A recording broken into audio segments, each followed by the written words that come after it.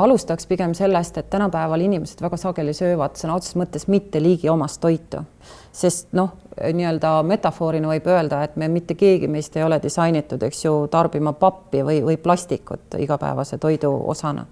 Samas, kui me vaatame, kuivõrd tehniliselt manipuleeritud toite inimesed söövad, et siis võikski alustada sellest, et pigem tagasi juurte juurde, et sööme seda looduslikku terviktoitu, mis ei ole tembitud mingisuguste kahtlaste e-ainetega, et see oleks juba niisuguse hea eelsoodumuse loomine.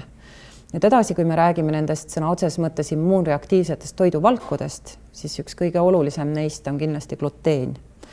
Ja ma isegi ei tahaks veel ütelda laialt lihtsalt gluteen, vaid gliadiin. Gliadiin on üks osa, eks ju, gluteenist. Gluteen on toiduvalk, mida siis sisaldab nisu, rukis ja oder, ja ristsaastumise käigus ka kaer ja see gluteen jõuab tegelikult enamusse meie toidust, kui me jälgime lihtsalt seda, mis pakenditele on kirja pandud, eks ju.